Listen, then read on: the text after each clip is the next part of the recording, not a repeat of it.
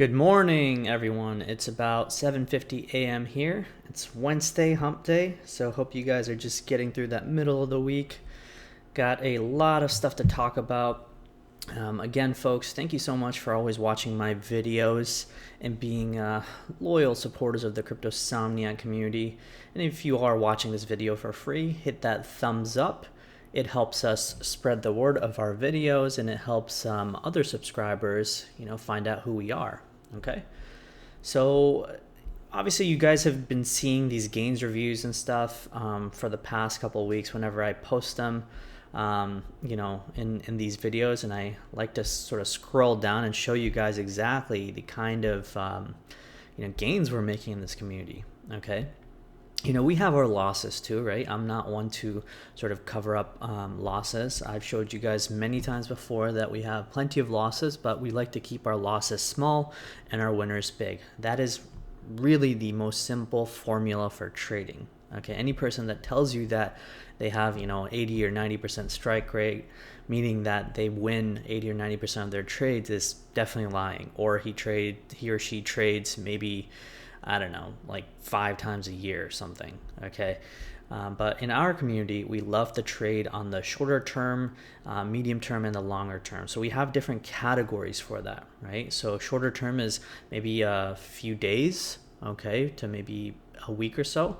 Medium term is a few weeks to maybe a few months. Longer term is months to years. Okay. So these right here are mostly spot buy positions. All right. Unless we're leverage trading, which are more often, a few days, at most a week, week and a half. Okay, so in leverage trading, this is kind of how we operate. Okay, so I want to show you guys basically, how we were thinking in real time yesterday, what was going on with the market, and why we would be shorting. Okay, so this was the opportunity that I found yesterday. Okay, so price was around 81.76. It was trapped in this little descending triangle. I want to show you guys right over here how it was looking. Okay, so price was coming down to this level. Actually, I think this is a better chart for that. Okay, so price was consistently coming down to this level right here, actually. So we were over here, okay, and we were making this move right here that you just saw. Okay, so price went from 81.76 all the way to a high of about 8,200 in this movement right here. And I knew for the most part that this area right here, the purple marker that you see of 81.67, was going to break. Why? Because price came down, hammered it once, touched it twice, went like this again 3 times, 4 times, sat sideways on it, and then the 5th time that it was going up, I knew for the most part that I was going to crack down. Okay, because you don't come hammering on support that many times without breaking it. Okay, support, if it's really strong, what you typically do is you'll come down to it once, all right, come back up, double bottom, and boom, take off. Okay, so this is why I decided to take a short trade, quick scalp, closed off my position right around 8,100. And again, I like to post my screenshots because I know a lot of people in the crypto community don't do that. Okay, so you can see the entry price was 81.78, exit price was 81.04, closed short, easy money. All right, and then after that, I caught a quick scalp long. So at that same time, when I saw that price bouncing in this area, I figured, you know what? Now my risk is defined. Okay, now I already know that price has broken the support and it's broken past this previous consolidation. Okay, so you look to your left, you look where the support is, and you look where the wick, bounced off of. It bounced off of this area right here. So I figured, you know what? Let me just take a long position. Okay, so I went and did something like this.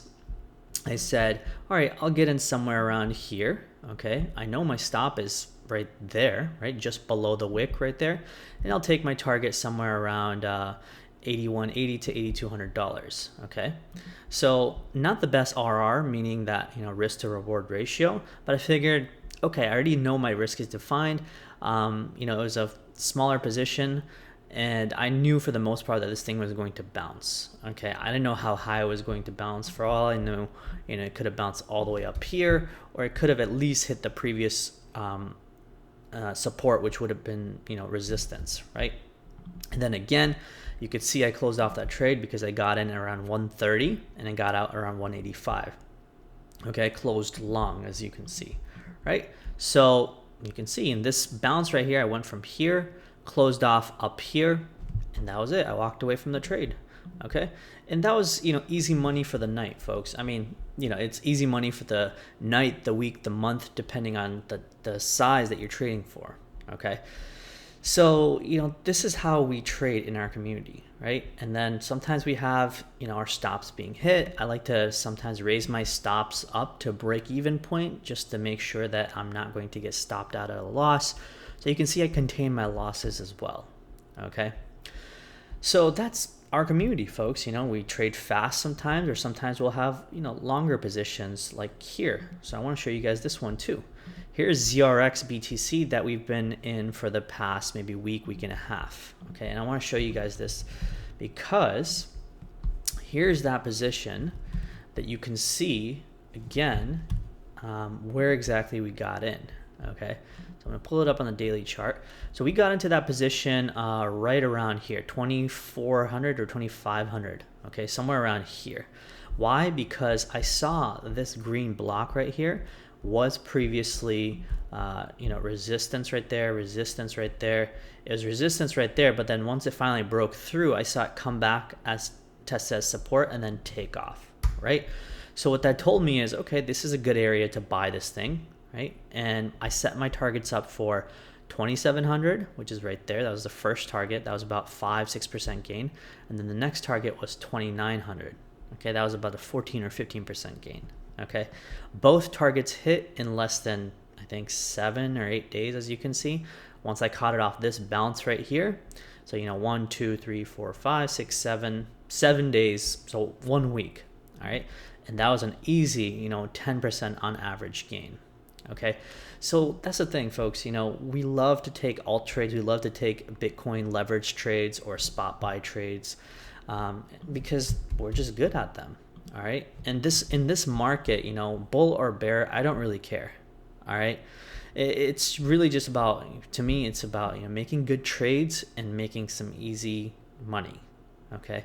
I really don't like to risk too much on things that I think could happen, or, you know, someone saying that we have to go up or we have to go down.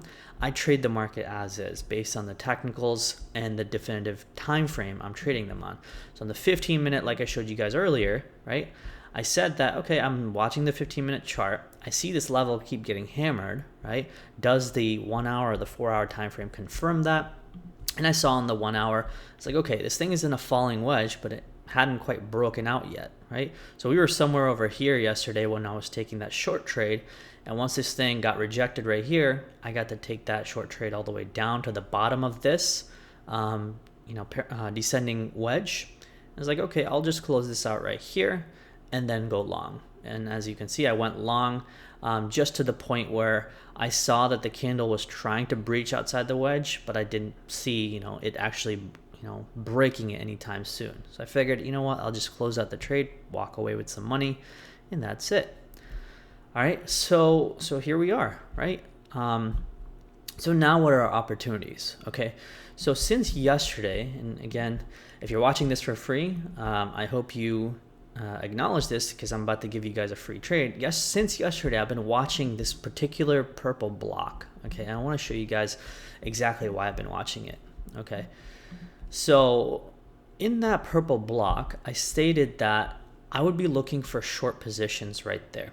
And as you can see, we hit exactly on the money on that purple block. Okay, just wicked it right there. Why did I want to wait to that purple block to short? Because that is the ideal place to short.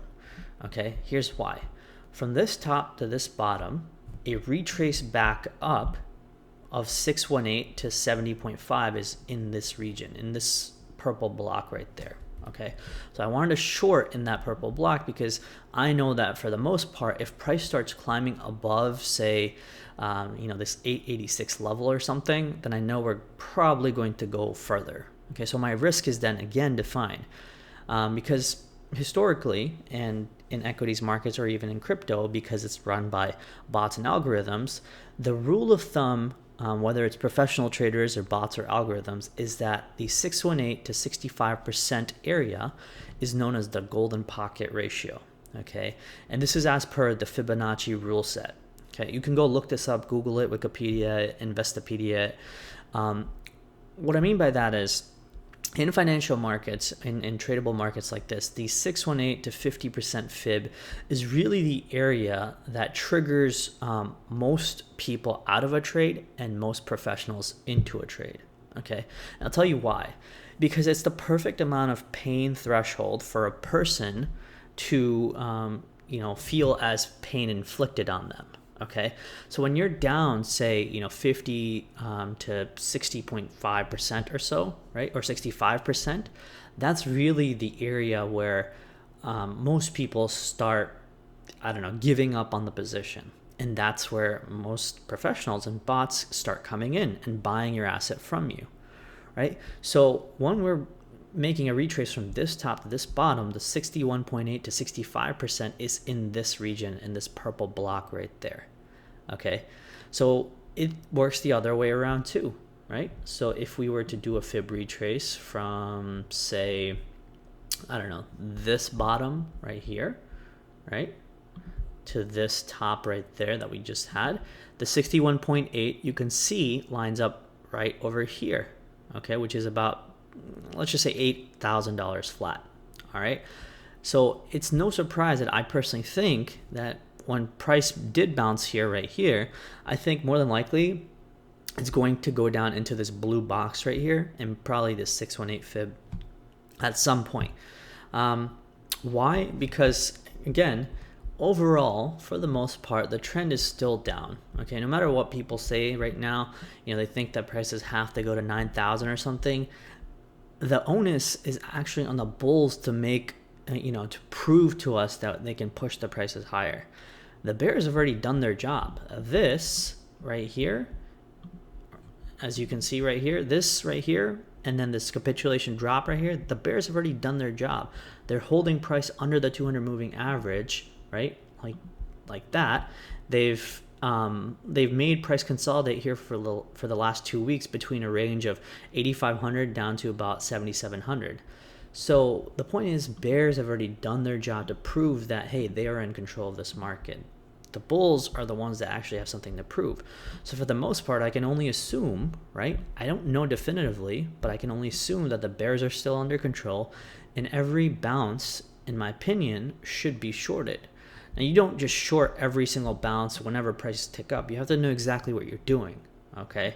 And this is why, again, in our Advantage community, I make videos, twice a day. The video that you're seeing now and a nightly update every single night for my Advantage members. And then through the day, I post these updates, right? As you can see, the chart that I just showed you with the different wave counts, other updates that I've been seeing through the day, okay?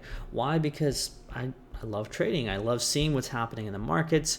Sometimes if I'm busy, I like to just set alerts, up the top levels where resistance is broken or bottom level where support is broken, and I just let go and go do my own thing, okay? And then I just wait for the market to come to me. You don't need to stay glued to the computer all the time, right? So that's what trading should be about. It should be able to afford you more time and more money without having to stress or work as hard, because you're simply, watching things like my analysis, watching for the levels that I'm talking about, watching for the things that I'm talking about, and understand exactly why we're trading and waiting for the more optimal areas, right?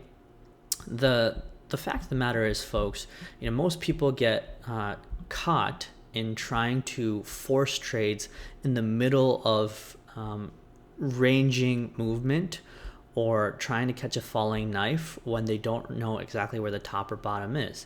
But if you take the understanding of, fibs and line up horizontals and previous consolidation periods and, patterns like the falling wedges or candlestick patterns, or using indicators like the Stochc RSI and the RSI, and then looking at different time frames, all these things culminate then to give you a bigger picture of what's at play. And that's all you really need. Trading comes down to two simple things: possibilities and probabilities.